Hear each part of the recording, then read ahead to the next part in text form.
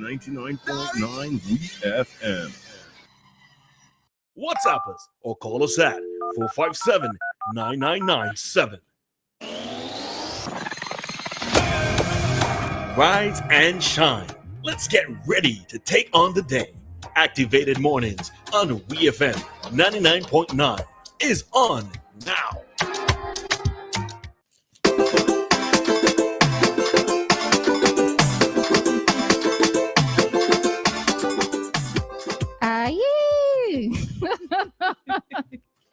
Hey, listen, it is that time of the year. It is that time of the morning, actually. Let's start from there.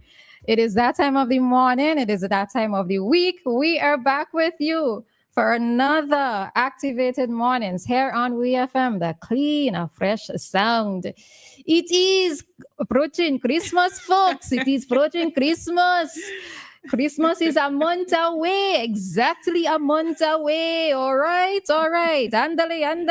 All right, I don't know where andale I come from, but you know what I mean, right? Everybody outside, they're getting their things ready. People are already in the mood. They're already in the spirit, and I think because some of these stores already have deals and specials going on. People are already up in it. All right. They're already up in it, capitalizing early. Mm-hmm. All right. So good morning to SVG. Good morning to those in the region. And I still have to look up the meaning of diaspora. Oh, yeah. Diaspora. It seems as though it includes the region as well. I looked it up and it says anybody that's living outside of the country. I figured as much, I figured as much. So persons within the region are part of the diaspora. All right, because I know we make that distinction. So Good morning to folks in St. Vincent and the Grenadines and those within the diaspora, okay? Wherever if you are in the region or whether you are internationally, good morning to everyone. And I trust that everybody had a great weekend. Dianna, how was your weekend? Horrible.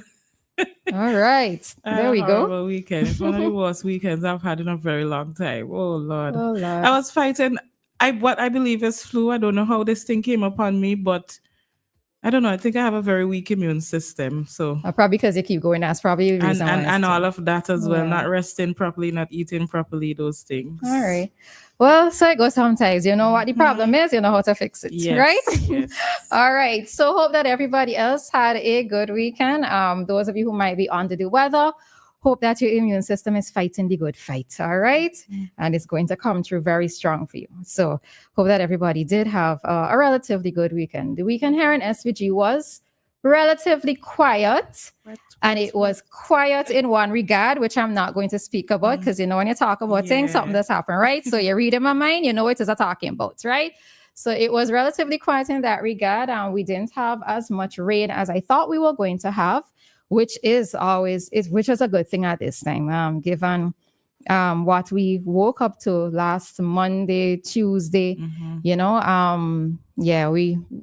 not ready for a recap of that. All right. So the time here in SVG, the weekend was relatively good, I believe, right? From what it is that I've seen on social media and not hearing too many reports, it was relatively good. True. All right. Coming out from the weekend, there were several things that somebody is reminding us that it's afternoon and evening somewhere. So for those of you that are listening, it's true. Good afternoon, good evening, good night. It's true. That's very true, Joshua. And you are. There's this song that says it's 5 o'clock somewhere for someone who just started. It's 5 o'clock somewhere for somebody else. All right. So yes, that is very true, Joshua. So good morning, good evening, good night. Right? To persons listening at this time.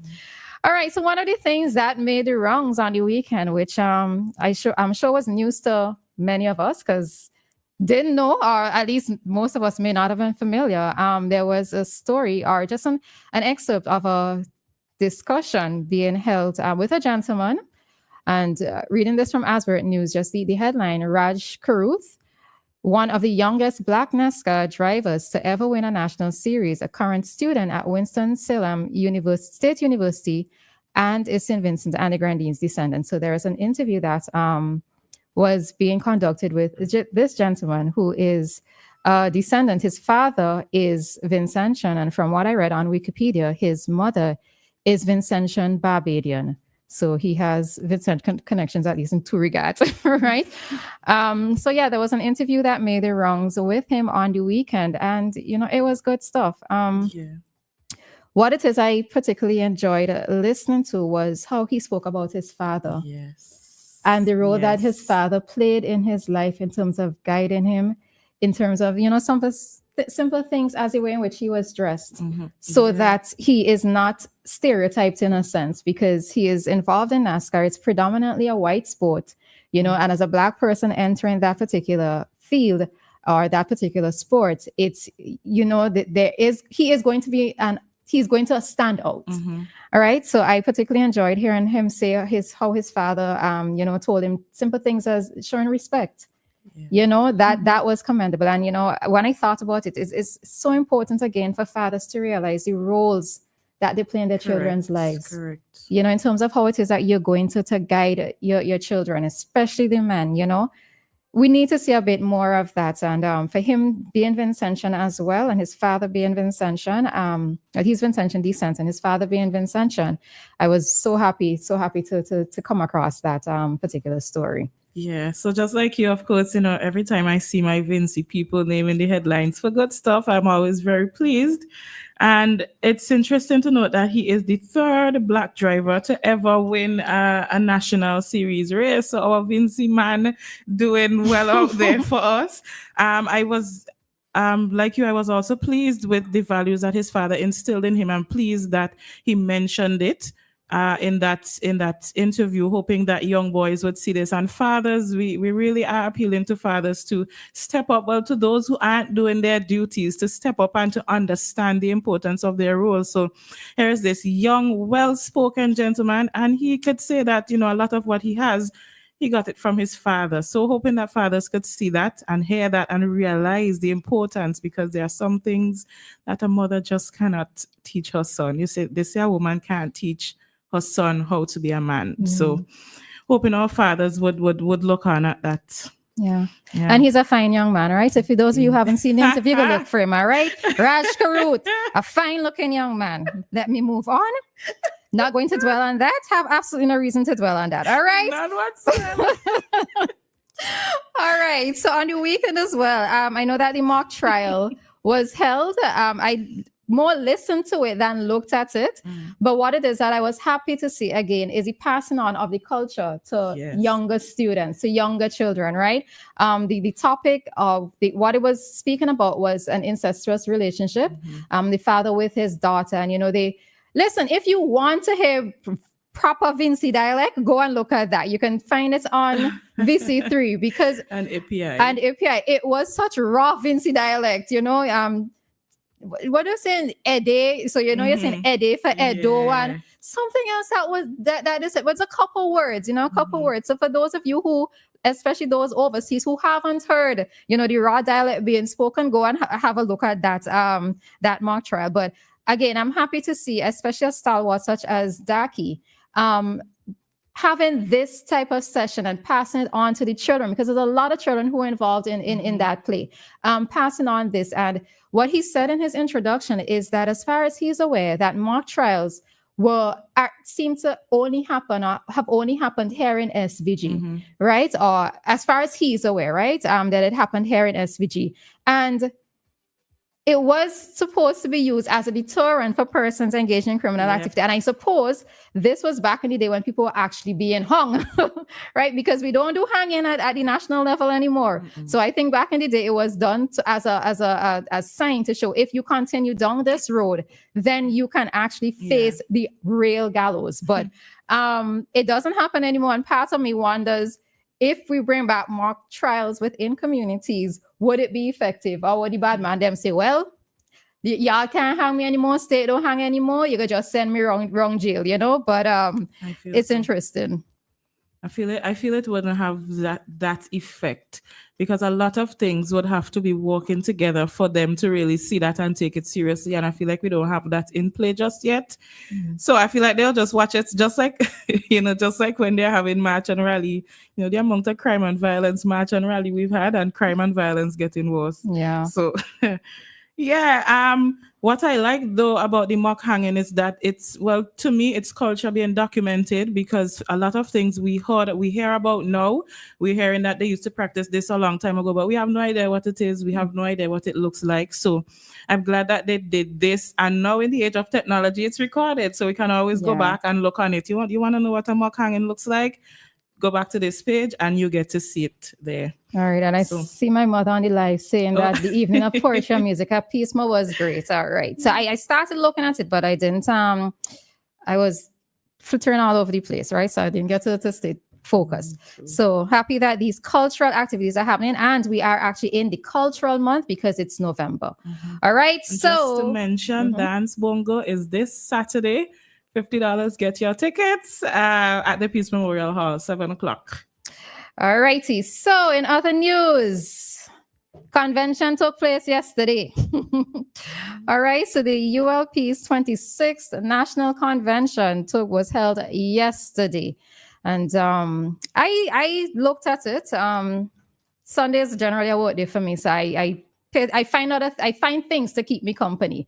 So I was listening to the convention, and the PM's address. He spoke about the education infrastructure, and several things that the Unity Labour Party government has done. I suppose my takeaway from it is, I don't know, maybe I don't know what it is I was expecting to hear, right? I'll be very honest, I'm not sure what I know what I was expecting. I don't know if I was expecting it, but I was listening to see if it would happen, the announcement of who the new candidates would be, if they're having and who they would be. But I realized that the PM said some will be replaced here and say who they will be replaced with. But I was looking for that. You want me to tell you what I remember from it? Go ahead. PM said, remember your satisfaction. Yes. I mean? He was talking about, how we have the issues where we would say, oh, the ULP did not do this and the ULP did not do this. He was saying, instead of focusing on what didn't happen and what you didn't get, look at all the things that they did, all the infrastructure, the educational institutions, and so on and so forth. Remember the things that you were pleased with, that you are pleased with. That's what he said. Remember your satisfaction. All right. So it's interesting that two persons can listen to the same thing and have two different takeaways, right? Because my takeaway from it was when he started on Friday and Leacock, and when you start, and I keep wondering, is this type of so you are the prime minister, right? You are the head of a particular party, in this case the ULP, and you have the platform to speak to the persons who are there with you about, and persons listening as well, about what your party has done. I think for me, it's a distraction when you have to bring in the opposition. Like, you're trying to work for the opposition. Like, for me, just focus on what your party or your government has done. And I think that is what it for me is. He did, He did it. But yeah. I think, it's for me, it's a distraction.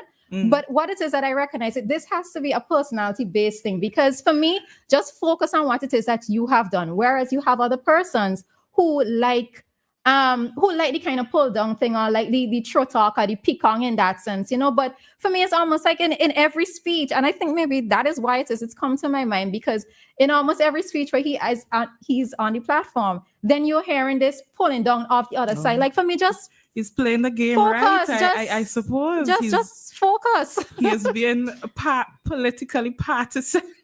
Yeah, but I keep wondering if it works, because even when you look at Kamala Harris's last speech, like those final speeches when she was on the day before elections, to canvass some final votes, she made no mention of Trump at all, and it's like, you focus on what you have done.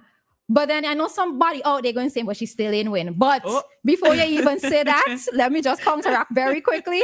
Her not winning might have been related to other things, all right? A culmination of things. But I don't know. I really do think that this must be personality-based, because people enjoy it. But different strokes for different folks. Yeah. But for me, that's just my thing, right? As you said, you were looking you were looking to hear about who the new persons are going to be, right? So we are going to be seeing new faces for, let me just get the constituencies. So Montgomery Daniel would not be running back. Frederick Stevenson would not be running back. and what's his name for Edwin Snack as well, right? What it is that I did not hear to this day, I don't know who's running in South Leeward. I actually don't know. I don't know if I think it's Miss Glasgow ran last time. Yeah. So I am not sure if she's back on the slate of candidates, but I have not heard anything definitive about. I suppose she is, because PMA mentioned that constituency. I don't know. Well, yeah.